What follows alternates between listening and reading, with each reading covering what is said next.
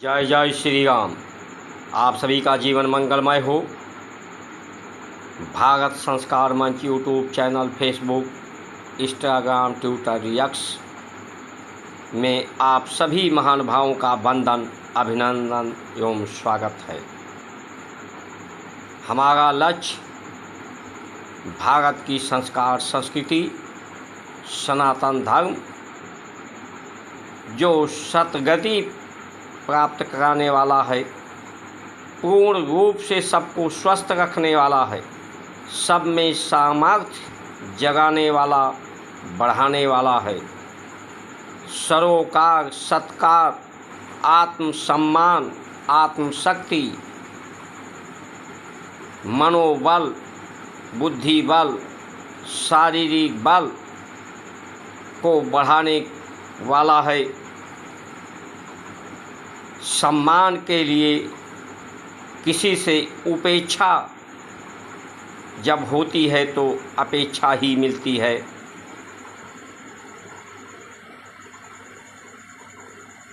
इस सम्मान का जो भूख है लोगों में बढ़ता जा रहा है, ये एक क्षुद्रता है।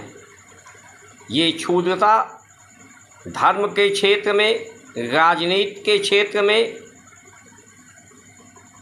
समाज में, परिवार में, न्यायिक क्षेत्र में, स्वास्थ्य क्षेत्र में, हर क्षेत्र में ये भूख, ये क्षुद्रता बढ़ती जा रही है।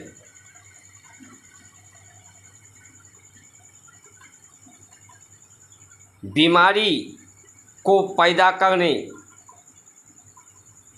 को ही व्यापार बनाया जा रहा है, जिससे बीमारी फैले, लोग बीमार ग्रस्त हों, अवसाद ग्रस्त हों, उसी को व्यापार का नाम दिया जा रहा है, विकास का नाम दिया जा रहा है। संसार की गति दुर्गति को प्राप्त कराने वाला है, दुर्व्यवहार को प्राप्त कराने वाला है, दुर्जनता को बढ़ाने वाला है, बैर, विरोध, द्वेष और दोष को बढ़ाने वाला है। इसके विरोध में ये अभियान है भारत संस्कार मंच, जिसके आप सदस्य बने, परिवार इस भारत संस्कार संस्कृति के परिवार बने। धर्म, जात, पंथ के नाम पर लोग बटे ना रहें, संगठित हों। इस अभियान में अधिक से अधिक सब्सक्राइब, लाइक, शेयर, फॉलो करके आप सभी महानुभाव परमात्मा की कृपा प्राप्त करें। परमात्मा के कृपा, परमात्मा में समर्पण करके अपने अहंकार को न्यून करें। अहंकार व्यक्ति के लिए दुख का कारण है। अहंकार ही धर्म का विरोधी है, परमात्मा का विरोधी है। सुख, शांति, स्वास्थ्य का विरोधी है, स्वरोजगार का विरोधी है।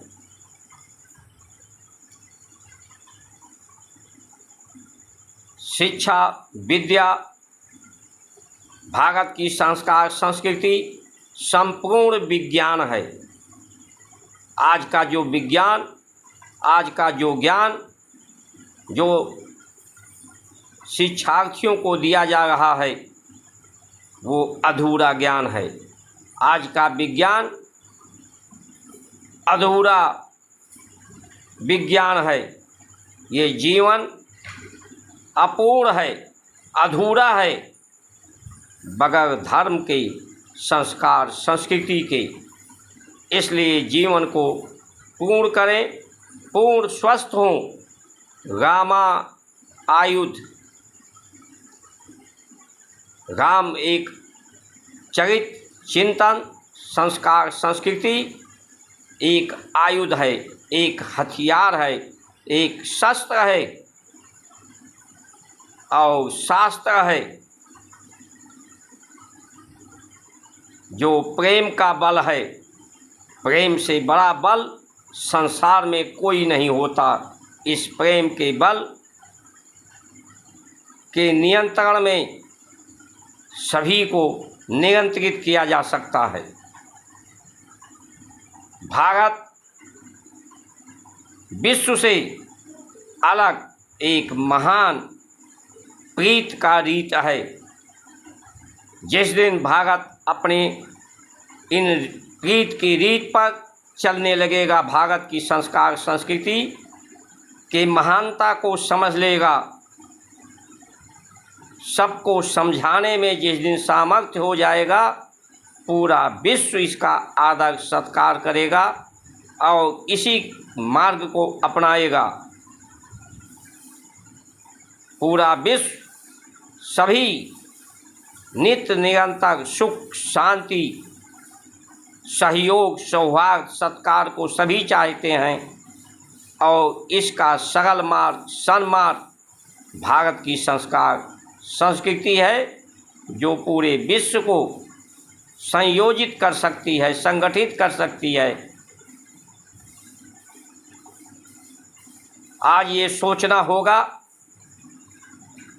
कि आने वाली पीढ़ियों को हम कैसी धरती दे कर जाएंगे, क्या बांझ धरती दे के जाएंगे, प्रदूषित प्रकृति देकर जाएंगे, ऐसा समाज दे के जाएंगे जिसमें बैर ही बैर और एक दूसरे का विरोध ही विरोध हो, जिसमें सिर्फ लोग बीमार ग्रस्त ही हों।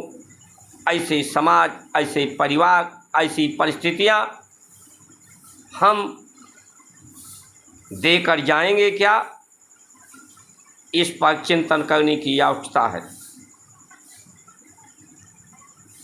आज के समय में शिक्षा व्यापार, स्वास्थ्य व्यापार, राजनीति व्यापार, न्यायिक व्यवस्था व्यापार, ये व्यापार का क्षेत्र नहीं होना चाहिए। ये सेवा का, सत्कार का, समृद्ध का, समबुद्धि जिसे समृद्ध कहते हैं, सुसंपन्न अभाव को समाप्त करके ही, अभावग्रस्तता को समाप्त करके ही सुसंपन्न कोई हो सकता है। संतोष के माध्यम से, संतोष से बड़ा कोई धन नहीं है। जब आए संतोष धन तो सब धन धूल समान। ये संतोष ही संतुष्टि और सबको पुष्टि स्वस्थ कर सकता है। जितना प्राप्त है उतना पर्याप्त है। व्यय को न्यून करके जब संस्कार संस्कृति के सबका योग हो, सबका संयोग हो, तो भारत नशा मुक्त भारत बनेगा, श्रेष्ठ भारत, नेक भारत, अनेकता में एकता वाला भारत बनेगा, समृद्धशाली महान भारत बनेगा। ये व्यय अधिक से अधिक, जिनका जीवन में कोई आवश्यकता नहीं है, सिर्फ बीमारी फैलाने, प्लास्टिक व्यापार जो बढ़ता जा रहा है लोगों के जीवन में, प्लास्टिक प्रयोग, रासायनिक कीटनाशकों का प्रयोग, रासायनिक खादों का प्रयोग, आय को बढ़ाने के लिए, क्योंकि व्यय बढ़ गया है हर क्षेत्र में, संस्कारों शादी ब्याहों में व्यय, इसलिए हर क्षेत्र के व्यय को कम करना होगा। व्यय को न्यून करके जो भारत की संस्कार संस्कृति से है जो राम काज के लिए जिनके मन में राम होता है उनके मन में काम की वासनाएं नहीं होती। तो ये जनसंख्या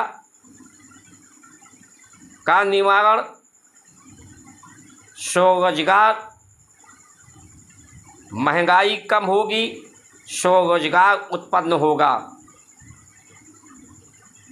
भारत की परंपराओं से स्थानीय जो जिस मिट्टी में जन्म लेता है उस मिट्टी, उस भूमि के अनुसार ही उसका शरीर की स्थिति होती है।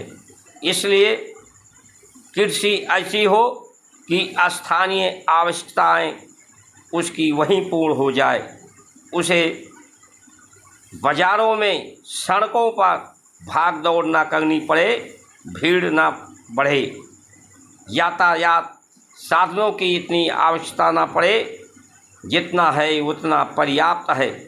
नहीं तो जितना साधन बढ़ाया जा रहा है यातायात का, सड़कें बढ़ाई जा रही हैं, वो आबादी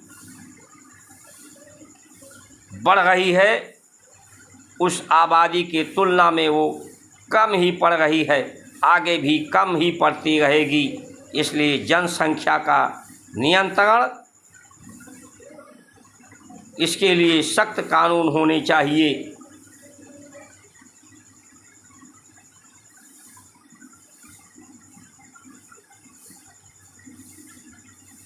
प्राकृतिक चिकित्सा और अष्टांग योग के लिए अभी निःशुल्क शिविर प्राकृतिक चिकित्सा का लखनऊ में लगाया गया था और ये शिविर, प्राकृतिक शिविर को हर जगह लगाने के लिए प्रयासरत भारत संस्कार मंच पहला निवाला गाय का होता है। इसलिए हर परिवार 10-10 रुपये अगर इकट्ठा करे और उसे एक कमेटी बना करके गौशालाओं के लिए नियोजित करे, गाय रहेंगी, गौमूत्र एक से कैंसर तक की बीमारी समाप्त हो सकती है। इसका प्रचार प्रसार टेलीविज़न के माध्यमों से हर स्तर पर होना चाहिए। गोबर से धरती पवित्र होती है, गाय के घी से और वनस्पतियों, औषधि वनस्पतियों से यज्ञ करने से प्रकृति पवित्र होती है। इसलिए कृषि में औषध वनस्पतियाँ, दाल दलहन, तिलहन का पैदावार अधिक से अधिक बढ़े, विदेशों पर निर्भर ना रहे भारत, आत्मनिर्भर बने। गौशालाओं का अधिक से अधिक संवर्धन हो, जितना अधिक गौशालाएं बनेंगी, गुरुकुल बनेगा, तो भारत समृद्धशाली होगा, रोग मुक्त होगा, नशा मुक्त होगा। भारत में भक्ति की शक्ति बढ़ेगी, सामर्थ्य बढ़ेगा, प्रेम सरोकार बढ़ेगा, भीड़ घटेगी, बीमारी घटेगी, बेरोजगारी दूर होगा, भ्रष्टाचार दूर होगा, अन्याय दूर होगा। इन्हीं वचनों के साथ आप सभी का सुमंगल कामना करते हुए जय जय श्री राम।